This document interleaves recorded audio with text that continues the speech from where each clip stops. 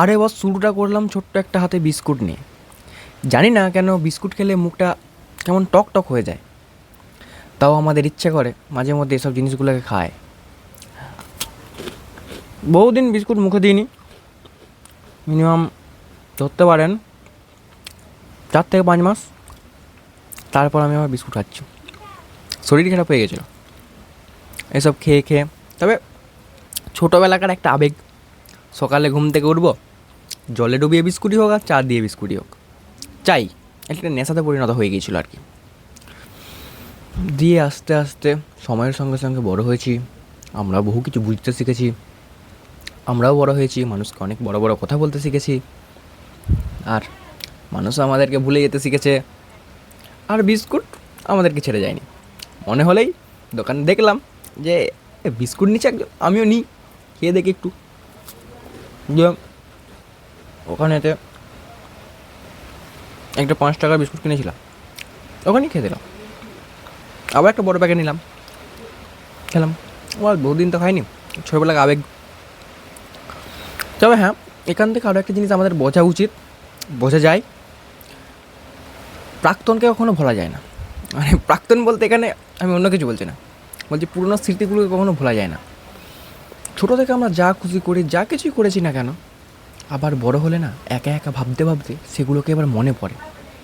তখন মনে হয় যে হ্যাঁ, করেছিলাম আমরা এই জায়গাটাকে, এই সময়টাকে পেরিয়েছি এরকম কাণ্ড কারখানা করতে করতে।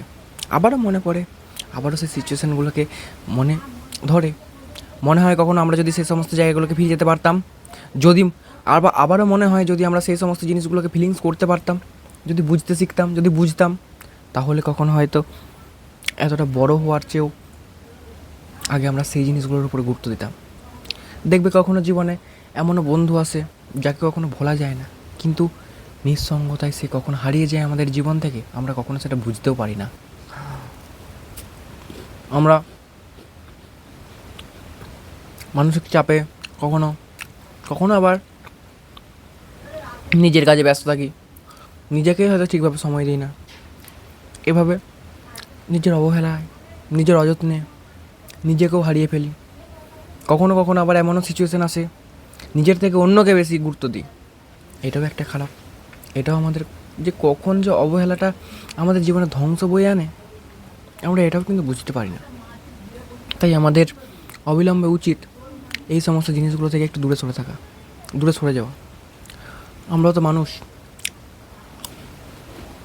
তবে কি এই বিস্কুট যেটা নিয়ে কথা হচ্ছিল তখন, বেশিক্ষণ যদি খোলা হাওয়াতে রাখি না, নিয়ে যায়।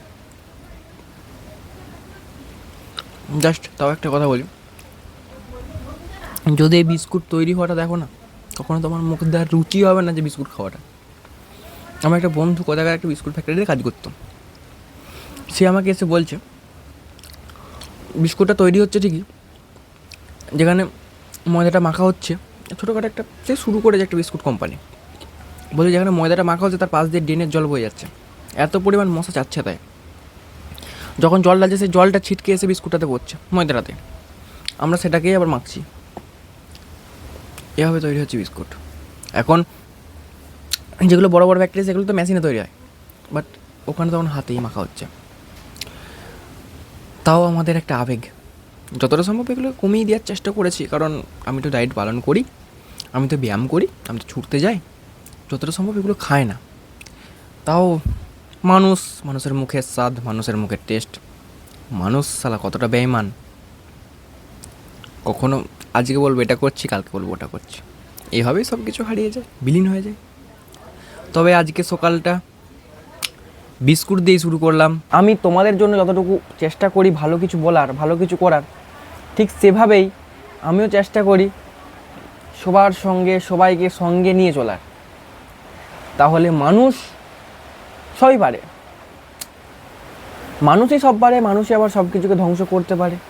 কীভাবে কি কাকে কীভাবে এক্সপ্লেন করব, কীভাবে কাকে বর্ণনা করব বুঝি না। কখনো কখনো একা হয়ে যায়, কখনো নিঃসঙ্গতা আমাকে গ্রাস করে, কখনো বা আমি সমাজের জন্য কিছু করবো ভাবলেও পিছিয়ে আসি, কারণ সমাজের মানুষ কিন্তু সবসময় না আমাদেরকে পেছো টান দেয়।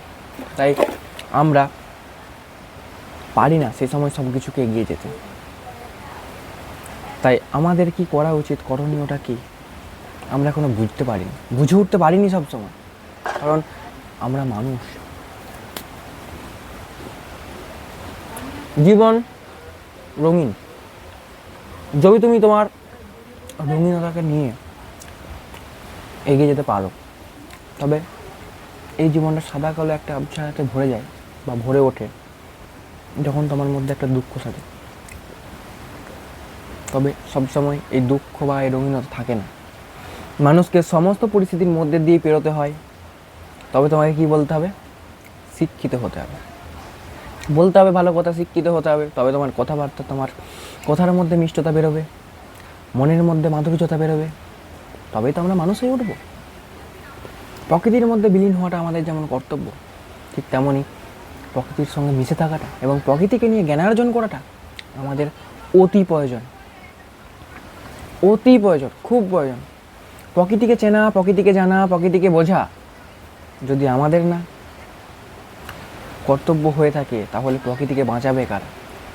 আমাদের মতো প্রকৃতিপ্রেমীরা, যারা প্রকৃতিকে নিয়ে পড়ে থাকে, যারা প্রকৃতিকে আনন্দ দেয়, যারা প্রকৃতিকে ভালোবাসে, তারা বোঝে প্রকৃতি কি নিঃসঙ্গতায় না ভুগছে।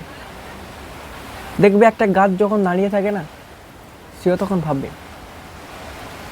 কখন রাতের শেষে সকাল হবে, আমাকেও খাবার তৈরি করতে হবে। যখন ওই গাছটা একটা ফল দেয়, তখন মানুষ তাকে কেটে দেয়। তাহলে মানুষই বলো আর গাছই বলো, সবাই প্রতিটা মুহূর্তে স্বার্থ নিয়েই বেঁচে থাকে। সে বেঁচে আছে তার নিজের একটা সন্তানকে জন্ম দেওয়ার জন্য। সে হাজারো ফল ধরছে একটা গাছে, একটা গাছের ফলের বীজ থেকে আবার একটা গাছ জন্ম নিচ্ছে। অন্যদিকে একটা মানুষ, সে ভালোভাবে বাঁচবে, ভালোভাবে খাবে এবং ফ্যামিলিকে ভালোভাবে কীভাবে রাখতে পারবে, সে সব নিয়ে বেঁচে আছে। সবাই স্বপ্ন দেখে, কিন্তু স্বপ্নটাকে নিয়ে এগিয়ে যাওয়ার নাম তো জীবন, তাই না?